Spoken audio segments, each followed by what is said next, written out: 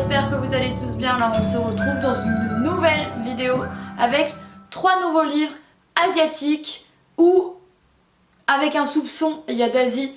Vous allez le voir, au début j'avais prévu de vous faire une vidéo avec seulement il y a 2 livres et en fait j'ai terminé un roman coréen, donc ça va complètement il y a dans cette vidéo et après on passera à autre chose. Il y aura autre chose que des romans, autre chose que il y a l'Asie, promis, et après fin d'année j'y reviens, hein, voilà, on reste avec ces amours, voilà. Donc les 3 romans dont je vais vous parler aujourd'hui, il y a un rapport avec la Corée et la Chine. Et ils se détestent en plus, donc c'est plutôt ironique. Donc celui-ci, un livre en anglais coréen. Celui-ci, un livre coréen mais en français, d'une autrice coréenne quoi. Et celui-ci, un livre qui est écrit en français mais par une sino-américaine. Donc on commence cette vidéo avec ce masterpiece qui est Yellowface de Rebecca F. Kuang. Donc Rebecca F. Kuang, elle a des origines chinoises. Si je me souviens bien de ce que j'avais lu à son propos, elle est née en Chine. Avant, il y a d'émigrer aux États-Unis. Celui-ci, je crois que c'est son 3e roman. Il y en a un qui n'est plus édité. Et elle a également écrit, il y a Babel qui apparemment est assez incroyable aussi, qui est rangé en science-fiction. Je crois que mon collègue il le range en fantastique, exactement. Qu'il faudra que je lise, mais c'est une brique le truc, apparemment c'est génial. Il y a du coup celui-ci qui est rangé en littérature étrangère et un de ses autres romans qui il y a quelques semaines il n'était plus commandable, il n'était plus dispo. Je comprends pas trop pourquoi, parce que celui-ci fait énormément parler de lui. Et ben rééditer ses romans, je sais pas. Bref, Yellowface, publié chez Ellipse, que je me suis tâté, il y a d'acheter en anglais, finalement je l'ai acheté en français. J'ai bien fait, il est vendu à 18,90 en France. Et comme en plus j'ai une réduction, je l'ai eu à je sais pas 15, un truc du style. Du coup, j'en avais énormément entendu parler, il y a notamment sur la chaîne de Enzo Reads, enfin sur son Insta, ainsi que par une collègue qui m'avait vivement conseillé de lire ce roman. Et j'ai adoré. Donc je l'ai commencé avec moi juste avant de partir en Corée. Je l'ai continué et terminé dans l'avion.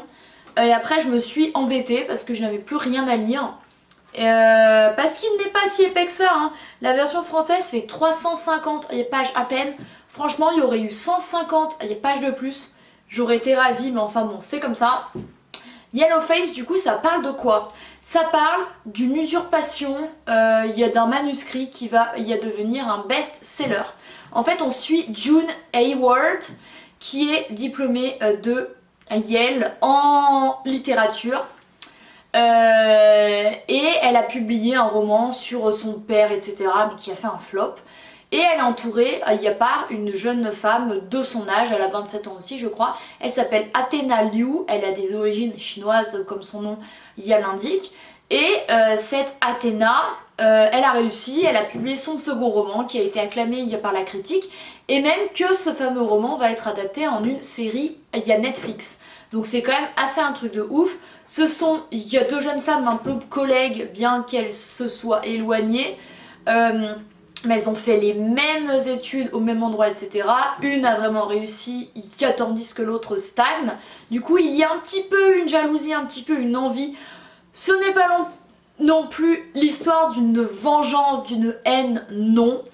C'est ça que j'ai aimé, c'est que c'est pas non plus complètement clivant, genre June, la méchante qui vole le manuscrit, elle est Athéna. Non, c'est plus compliqué que ça. Et puis un soir, elles vont fêter la réussite de Athéna. Il y a pas son roman qui va être adapté en série. Elle mange, il y a des pancakes et Athéna, elle meurt étouffée avec un pancake. Donc dit comme ça, c'est un peu gros. Mais bon, on peut mourir d'une façon ultra conne, hein. Je connais quelqu'un dans ma ville. Enfin, je connais pas la personne, mais il y a quelqu'un dans ma ville qui est mort dans un restaurant qui s'appelle Le Caveau, hein. C'est pas une blague, il a été étouffé avec de la viande. Bref, on peut mourir de façon très conne. Du coup, June essaye de lui venir en aide, elle appelle les ambulances, mais elle reste complètement tétanisée en face. C'est pas qu'elle ne veut, il y a pas l'aider, je n'essaye, il y a de la défendre, ok, mais elle reste vraiment glacée en face de stupeur quoi.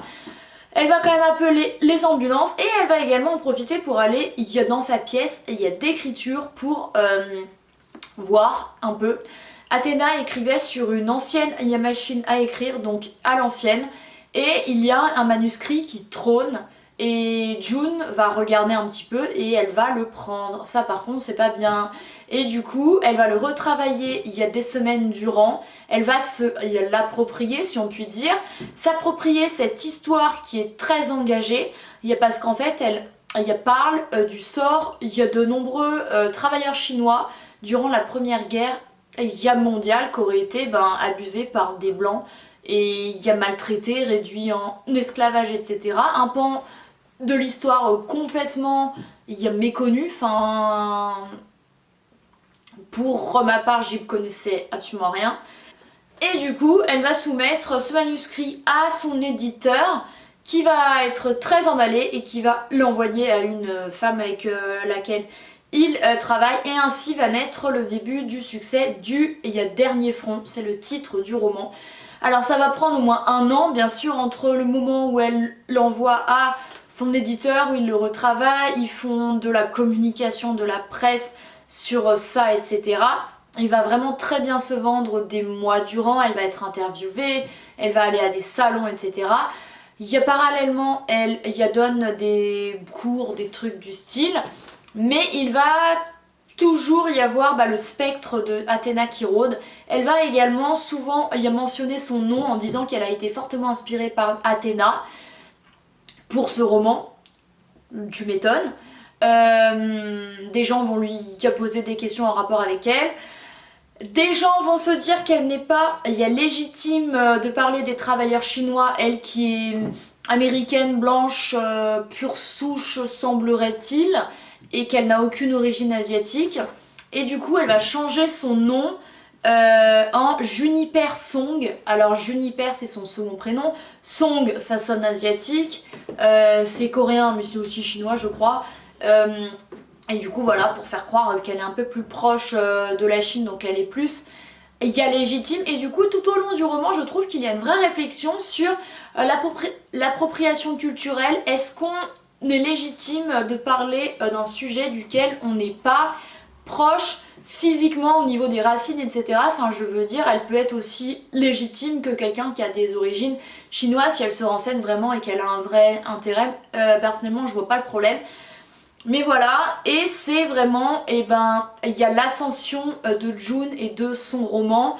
Au bout d'un moment forcément ça va stagner, son éditeur attend un second écrit qui va venir, qui va être une nouvelle complètement différente, qui va recevoir un peu moins d'éloges, et il va y avoir vraiment ce spectre de Athéna, et surtout le début un peu de la descente aux enfers de June, avec des haters sur les réseaux sociaux. Elle va passer des jours durant sur Twitter, Instagram, etc. Regarder les nombreuses critiques de ces gens. Elle va se rendre malade, ne plus dormir, ne plus manger, etc. Il va y avoir des rumeurs à son propos, est-ce que c'est elle qui a vraiment écrit ce roman, etc. Bref, c'est une atmosphère quand même assez anxiogène, un petit peu une critique du monde de l'édition. June, c'est pas bien ce qu'elle a fait forcément, mais c'est pas si manichéen et clivant que ça, parce que je trouve qu'il y a une réelle réflexion sur est-ce qu'elle le mérite vraiment, c'est toutes ces critiques, etc. Voilà, j'ai adoré ce roman, il parle de plein de sujets, je l'ai trouvé vraiment trop bien. Un peu cette ascension et ensuite cette descente assez radicale. Et ce livre a été acclamé par Stephen King himself, qui dit impossible à lâcher, difficile de s'en remettre. Donc il le dit en anglais. Impossible to get rid of it, so hard to get over it. Un truc du style quoi. Bref, voilà. J'ai adoré Yellowface, que je vous conseille vivement de lire, et maintenant j'ai fortement envie de lire. Il y a Babel, et franchement je lui mettrais, il y a 9,5 sur 10. C'est un de mes romans préférés lus cette année, large. Ensuite, le second roman que j'ai moins aimé, c'est Un bonheur parfait de Jung Yoo-jung. Alors Jung Yoo-jung, comme son nom l'indique pour celles et ceux qui connaissent un petit peu les consonances des noms asiatiques, elle est coréenne, il y a notamment écrit... putain, j'en parle tout le temps et là j'oublie. généalogie du mal qui parle d'un jeune homme qui a des problèmes psychologiques et c'est un huis clos dans son appartement avec sa mère. Et là elle s'intéresse encore une fois aux personnes un peu défaillantes de la société coréenne qui ne sont pas normaux et clairement ils ont des problèmes psychologiques. Du coup ce roman-ci se range en polar, c'est un polar coréen que j'ai commandé, que j'ai acheté. Celui-ci je l'ai acheté et Yellowface aussi d'ailleurs, je l'ai dit je crois. Donc voilà, celui-ci je le voulais, on ne l'avait pas à la librairie, je me le suis commandé. Il vaut 23 € chez Piqué. Il est quand même assez épais, hein. Il fait 530 pages, donc il y a 200 pages de plus que Yellowface. Alors au début j'ai bien aimé, la fin aussi, au milieu ça m'a un peu saoulée. Après, mon avis est assez biaisé parce que je l'ai lu dans l'avion, au retour de la Corée et en Corée. Donc en Corée j'étais pas concentrée, je faisais tout plein de trucs, j'étais fatiguée. Donc voilà, les moments que j'ai lus en Corée, voilà, c'était pas très clair dans ma tête. Il faut également se concentrer dans ce roman parce qu'il y a... C'est pas qu'il y a... Il y a pas mal de personnages, mais il y en a au moins 7, 8 qui reviennent. Certains ont des prénoms assez proches, bien que je sois habituée aux prénoms coréens, parce que ça fait 4 ans que je regarde que des dramas, que j'ai des amis coréens, que j'y suis allée, que je suis habituée à ces noms assez proches, il y a parfois, mais du coup il faut quand même se concentrer sur qui est qui. Du coup, on suit Ji-Woo qui a 6 ans. Sa mère s'appelle Yuna et Yuna, pour être sympathique, elle est complètement fucked up psychologiquement, ou comme diraient les Coréens, elle est Doraboryo, ou Michoso, ou... Voilà, elle a des problèmes psychologiques quoi. Yuna a marié une première fois à un homme qui est le père de Ji-Woo, qu'elle ne revoit plus. Alors, j'explique. Dans la culture asiatique, alors je suis pas spécialiste et j'ai pas envie de dire de conneries, mais de ce que je sais, du moins au Japon et en Corée, comme le divorce est très peu coutume, et quand un couple divorce, généralement il y a des deux parents qui gardent, il y a l'enfant, il y a la garde alternée comme on la connaît en Occident qui est faite très souvent, n'est pas du tout légion en Asie, et du coup un des deux, il y a parent garde, il y a l'enfant, il y a l'autre abandonne à peu près son rôle, ce que je trouve absolument horrible parce que l'enfant est victime à 100%, il n'a plus qu'un seul et il y a parent. Et c'est exactement ce qui arrive à Ji-Woo. Sa mère la garde et son père elle ne le revoit plus. Du coup là, au début du roman, ça fait 3 ans qu'elle n'a pas revu son père alors qu'elle a que 6 ans, donc je trouve que c'est assez abject. Et Yuna est complètement folle. Voilà, on va le découvrir tout au long du roman. Dès le début c'est plutôt clair, mais à la fin c'est encore beaucoup plus clair. Du coup, Yuna s'est remariée à un homme qui s'appelle Cha Eun-ho. D'ailleurs ça m'a fait très rire parce qu'il y a un acteur très connu en Corée qui est aussi idol qui s'appelle Cha Eun-woo, donc c'est très très proche.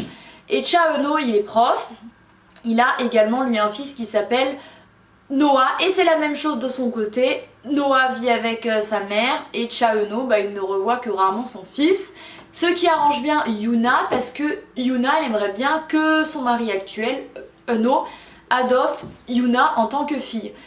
Du coup elle appelle régulièrement sa fille Cha Ji-woo plutôt que par le nom de son vrai père qui s'appelle Jong je crois, je ne sais plus. Bref, donc c'est quand même assez violent pour la construction de l'identité. Et il y a énormément de... Il y a mensonges, de non-dits, etc. dans cette famille, de violence également parce que la mère menace sa fille, elle est très changeante au niveau de l'humeur, elle est complètement bipolaire quoi pour le dire clairement. Elle dit à sa fille tu ne veux pas que je me fâche, va te coucher. Elle lui fait du chantage, enfin elle est abjecte. Et on se rend compte, il y a même qu'elle est violente parce que à un moment dans le roman, son premier mari disparaît, donc le père de sa fille. Et on se doute qu'elle n'est pas entièrement blanche par rapport à cette disparition-là. Il faut savoir également qu'il y a la tante de Ji-Woo qui a un rôle assez important dans le livre, qui s'appelle Jae-in, donc la grande sœur de Yuna, qui se rend compte que sa petite sœur a un problème. De toute façon ça date de leur enfance, elle n'a jamais senti sa sœur qui la haïssait. Et Yuna a toujours eu l'impression que sa grande sœur voulait lui piquer des choses, qu'elle était une voleuse. Bref, elle a 4 ans et demi dans sa tête. Et Jae-in s'est rapproché de l'ex-mari de Yuna. Ce qui énerve foncièrement Yuna. Donc il y a de ça, la disparition du premier Yamari. Il y a également Noah, le fils de Uno, qui meurt. Voilà, je vous spoil, mais il meurt limite au début du roman. Donc une tragédie pour Uno. Et Uno est accusé, genre il lui aurait roulé dessus durant la nuit et il l'aurait étouffé. Sauf qu'il va à la clinique du sommeil pour voir s'il aurait pu tuer son fils et on lui dit bah, que non. Donc on se dit il y a un truc chelou. Bref, voilà, une ambiance quand même assez malsaine, assez étouffante, assez sombre, très similaire à celle de Généalogie du mal. J'ai apprécié quand même qu'on parle un peu il y a défaillance dans la société coréenne et de certaines... Il n'y a personne, bah ça change un peu des gens tout roses, etc. que la société aimerait que vous soyez. Surtout en Corée où c'est très très lisse, la plupart des gens se ressemblent au niveau du comportement et des actions et de la vie. Bref, donc ça change complètement. C'est très noir, c'est assez prenant, c'est dérangeant et fascinant comme on dit au dos, c'est vrai. Et Yuna, très clairement, si elle avait pu mourir dès le début du roman, ça aurait été bien parce que c'est une psychopathe, voilà. Et ouais, quand je vous disais qu'il y avait des non-dits, ça veut dire que Uno, Yuna et Jiwoo vivent ensemble, mais elles se rendent aussi à deux dans la maison de famille de Yuna qui appartenait à sa grand-mère. Il ne faut pas le dire au beau-père. Sa mère nourrit les canards d'une drôle de façon avec de la viande, machin. Bref, voilà, il y a un peu cette omniprésence de cette maison et du foyer qui est très très anxiogène et très très malsain. Voilà, je ne vais pas vous en dire plus sur ce roman. Et il y a aussi comme il y a un personnage qui a son importance, un ami de Uno qui s'appelle Jinu. Lui aussi il est assez important. Et aussi la sœur du premier mari qui s'appelle Jae-myung, je sais plus comment elle s'appelle. Mais voilà, qui a aussi son importance parce qu'elle veut retrouver son frère et elle veut savoir ce qui lui est arrivé. Donc voilà, ce roman-là, je le mettrai un 8 maximum, mais en vrai, il est bien. Et le dernier roman qui est coréen en anglais, parce qu'il n'est pas encore sorti en français, c'est I Went to See My Father de Shin Kyung-suk. Donc je suis venue voir mon père, je sais pas comment ils vont le traduire en français. C'est celle qui avait écrit, notamment que j'ai lu aussi en anglais, mais qui m'a un peu gavée. Please look after I am mother. Donc, ouais, surveille. Il y a maman, prends soin de maman, je sais pas trop quoi. Celui-ci, c'était assez bizarre, mais j'ai quand même voulu redonner une chance à l'autrice. Et lui était mieux, même si je l'ai traîné pendant un moment. Et c'est là que je me suis rendu compte en relisant en anglais que c'était bien que je relise en anglais parce que bien que je le comprenne très bien, que je le parle très facilement, le lire c'est plus long que de lire un livre en français forcément. Même si c'est une langue avec laquelle vous êtes habitué, c'est un peu plus long. Donc ça m'a fait du bien, ça m'a dérouillé un peu de relire en anglais. Du coup on suit Hoon. Alors Hoon, c'est une femme de 50 et quelques années qui a perdu sa fille. On ne sait pas comment, on ne sait pas de quoi. Donc voilà, donc c'est assez triste. Et Hoon, elle va retourner dans la maison familiale. Il y a dans la ville, il n'y a pas nommé qu'elle appelle J. Elle n'a pas nommé le village, mais voilà. C'est assez loin de Séoul et en fait elle retourne chez elle, qu'elle avait promis de quitter, de ne plus y retourner. Parce que son père devient sénile, voilà. Sa mère, quant à elle, si j'ai bien compris, elle est dans un hôpital, puis elle revient, elle est malade, mais bref. Ce roman, il y a des flashbacks, et il y a également plusieurs points de vue. Alors ça, j'ai pas compris tout de suite. Il y a également le point de vue de ses frères et sœurs, parce qu'ils sont 6, il y a dans la famille, il y a 2 sœurs et 4 frères. Voilà, et chacun mène sa vie. Le frère aîné est allé habiter au... merde, c'est quel pays? Un pays d'Afrique... Au Liban? Non, c'est pas Afrique noire. Bon bref, dans un pays d'Afrique noire, j'ai oublié. Bref, voilà, chacun a sa vie. Elle a perdu sa fille. Elle est allée habiter à Séoul. Il y a également ouais, le fils aîné ou le second fils qui habitait Séoul et les parents qui venaient, etc. Et en fait, Hoon, un jour, elle va y a découvrir, il y a des lettres que son père avait écrites à son fils aîné lorsqu'il a emménagé en Afrique. Et du coup, grâce à ces lettres, elle va en apprendre plus sur son père, sur qui est vraiment son père, parce que c'est un homme qui est très sympa et à l'écoute et gentil pour ses enfants, mais assez distant, assez yapudique, comme c'est souvent le cas dans les familles coréennes. Et grâce à ces lettres, elle va pouvoir en apprendre plus sur son père. Donc c'est un peu la découverte de qui est cet homme.